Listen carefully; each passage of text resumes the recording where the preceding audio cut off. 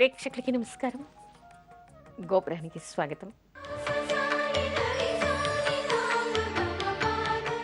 గోపురంలో సాంప్రదాయాలు చెప్పుకునే ముందుగా అర్చనలో మన ఇష్టదైవాన్ని ప్రార్థించుకుందాం.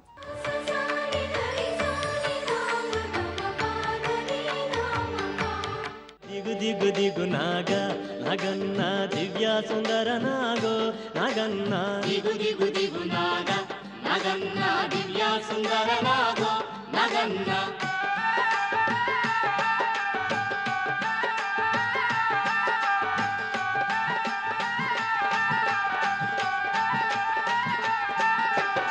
ఇల్లలికి ముగ్గు పెట్టి నాగన్న ఇంట మల్లెలు జల్లి నాగన్న మల్లెల వాసనతో నాగన్న కోలాట మాడిపోరా నాగన్న దిగు దిగు దిగు నాగా నాగన్న దివ్య సుందర నాగో నాగన్న దిగు దిగు దిగు నాగా నాగన్న దివ్య సుందర నాగో నాగన్న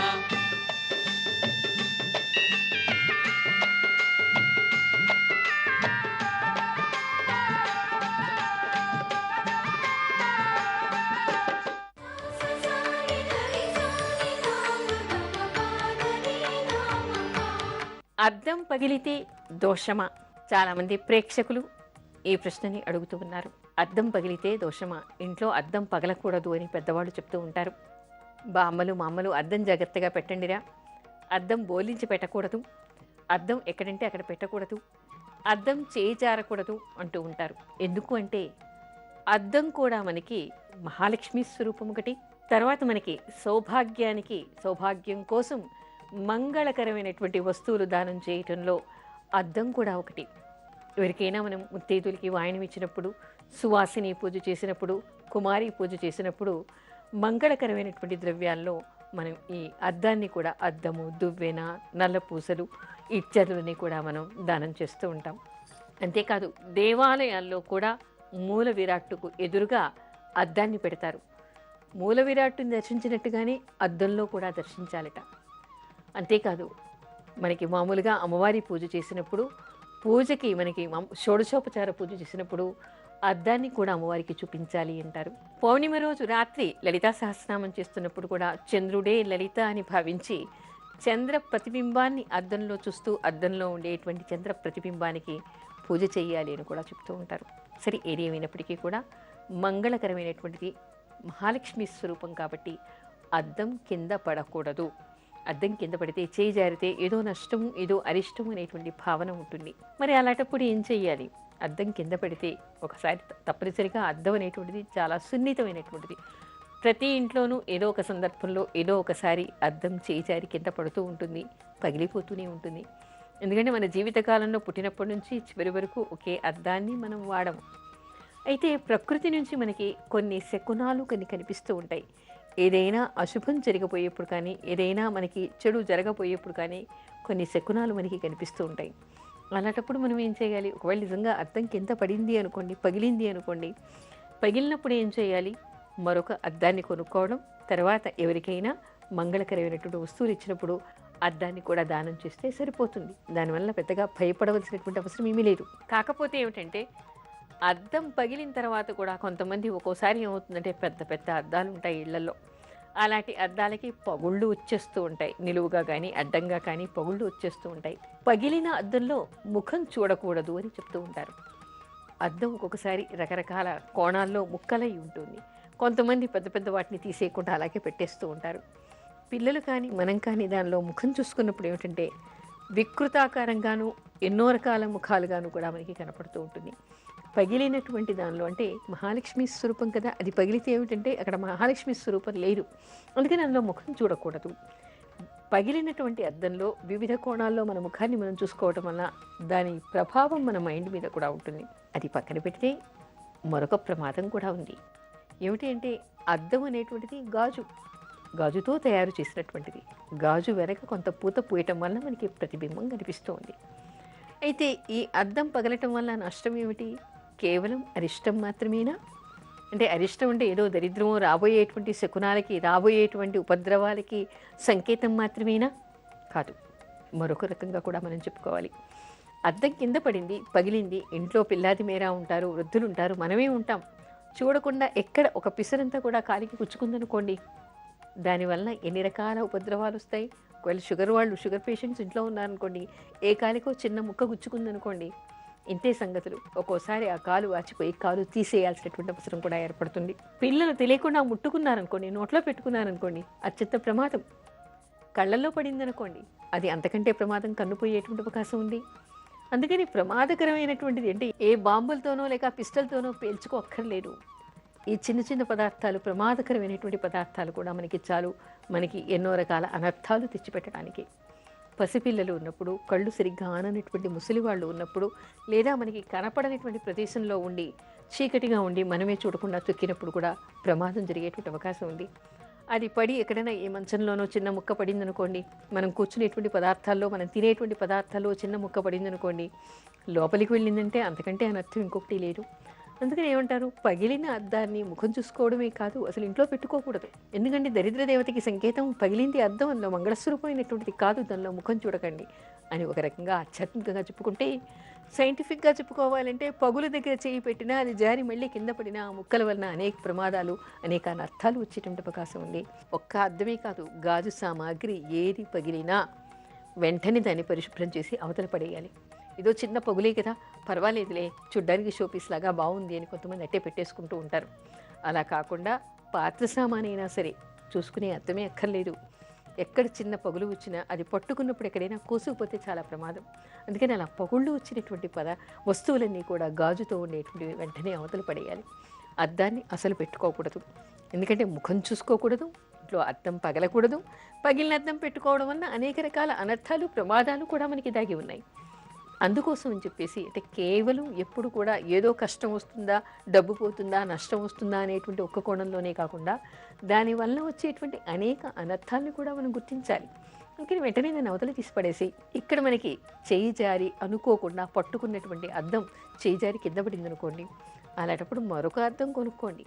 తర్వాత ఆ అద్దంలో ఎప్పుడైనా సరే మొట్టమొదటిగా భగవంతుని ప్రతిరూపాన్ని చూడండి. ఆ తర్వాత ఎక్కడైనా గుడిలో కానీ ఎక్కడైనా కానీ ఒక అద్దం కొనిపెట్టండి. లేదు ముత్తైదులకి ఎవరికైనా కూడా అద్దము, తర్వాత దువ్వెన ఇత్యాదులు అంటే మంగళకరమైనటువంటి ద్రవ్యాన్ని ఒక శుక్రవారమో ఒక మంగళవారం ఇంటికి పిలిచి బొట్టు పెట్టి తాంబూలంలో ఇస్తే సరిపోతుంది. దానివల్ల పెద్ద దోషమేమీ కాదు. కాకపోతే ఏమిటంటే అద్దం పగలటం వల్ల అనేక కోణాల్లో అనేక అనర్థాలు ఉన్నాయి కాబట్టి ఇంట్లో అద్దం పగలకూడదు అనేటువంటి మాటను చెప్తూ ఉంటారు.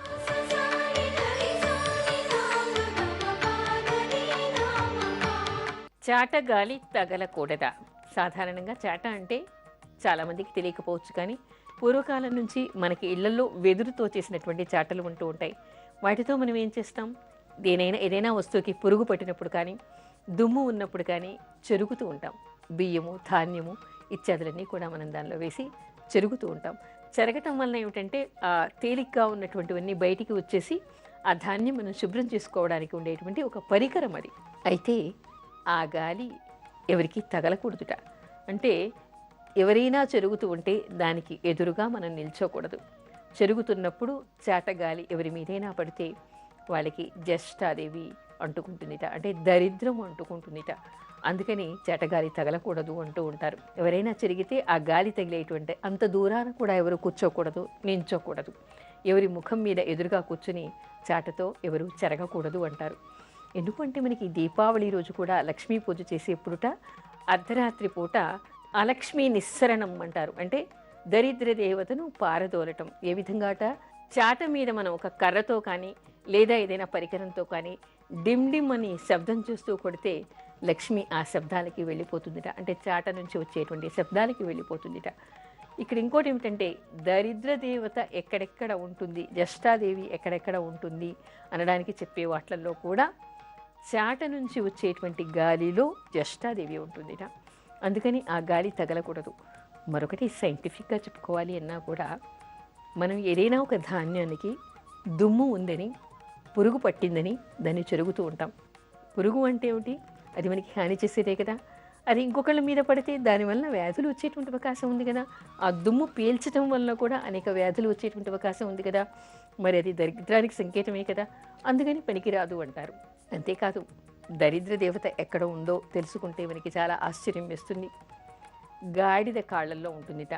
మేక కాళ్ళల్లో ఉంటుందిట. అంతేకాదు అసత్యం ఆడే వాళ్ళ ముఖంలో ఉంటుందిట.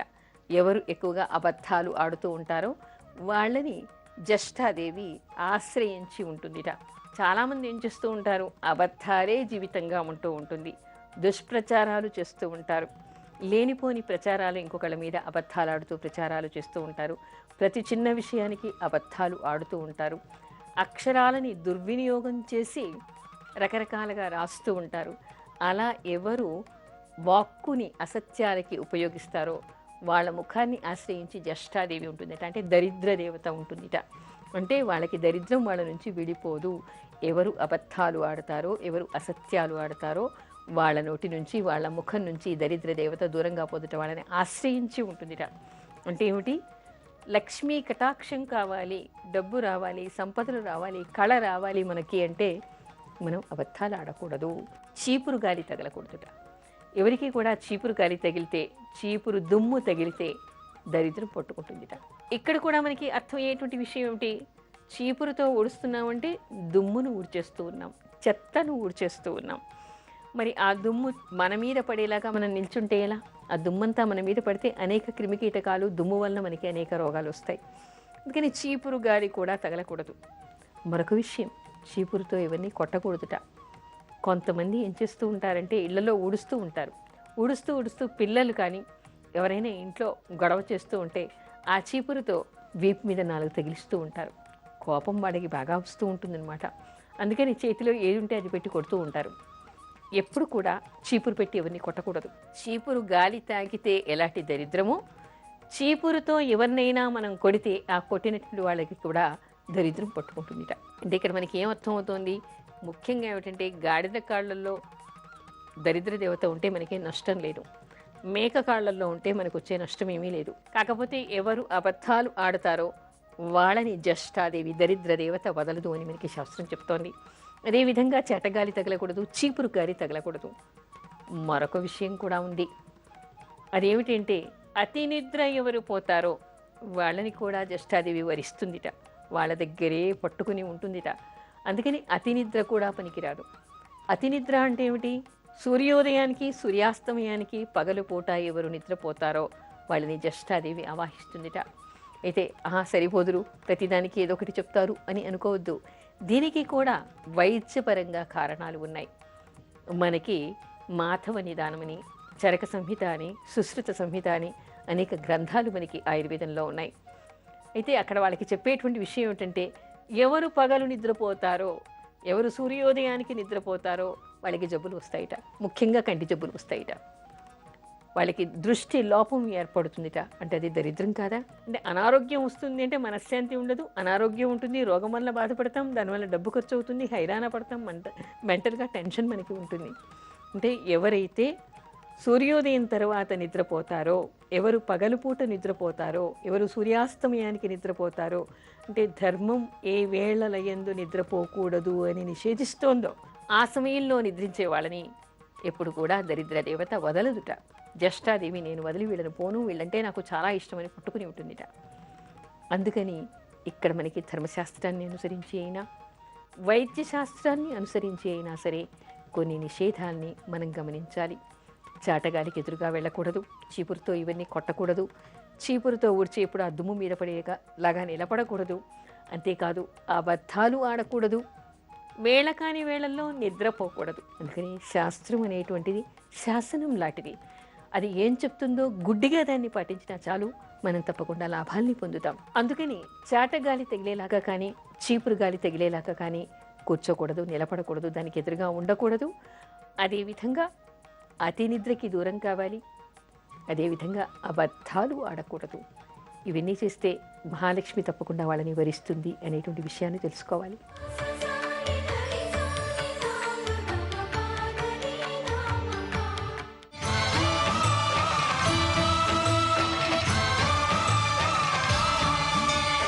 అయ్యప్ప దేవాయ నమః,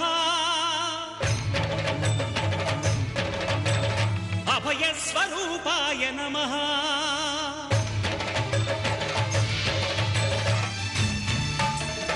అయ్యప్ప దేవాయ నమః, అభయ స్వరూపాయ నమః, హరి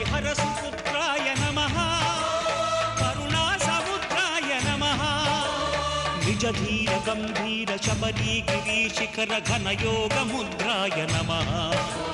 పరమాణు హృదయాంతరాడ స్థితానంత బ్రహ్మాండ రూపాయ నమః. అయ్యప్ప దేవాయ నమః. అభయ స్వరూపాయ నమః.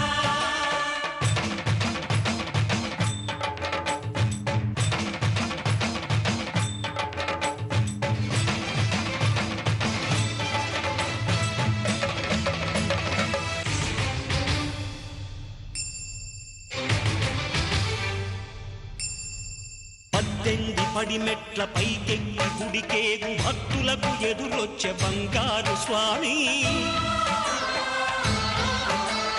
ఇరుముడులు స్పృశించి శుభమును దీవించి జన బృందముల చేరే జగమేలు స్వామి. తన భక్తులొనరిల్చు తప్పులకు తడబడి ఒక పక్క ఒరిగెన ఓంకారమూర్తి.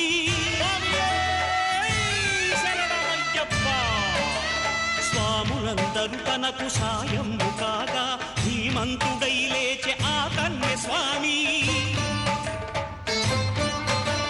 పట్టబంధము వీడి భక్తతతికై పరుగు పరుగున వచ్చే భూమిపైకి నరుడై.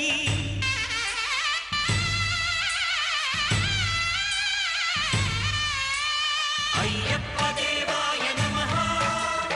అభయ స్వరూపాయ నమః.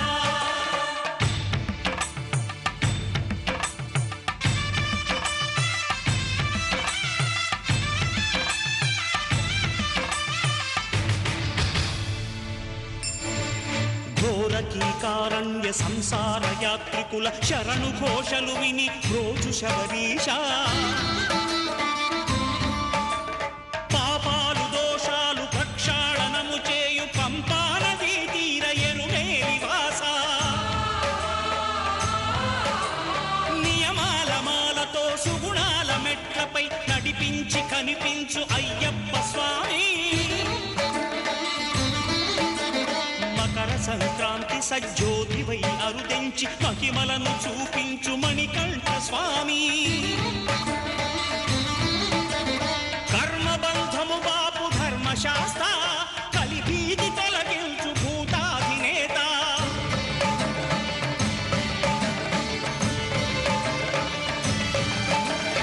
అయ్యప్ప దేవాయ నమః. అభయ స్వరూపాయ నమః. ఆద్యంతరహితమో నీ విశ్వరూపం అజ్ఞానతిమిరము నణచు శుభదీపం. ఈ 4 దిక్కులు 14 భువనాలు పడిమెట్టుగా మారే ఇదో రూపం. అమరులెల్లరు చేయ అమృతాభిషేకం నెరవేర్చుకో స్వామి నీదు సంకల్పం.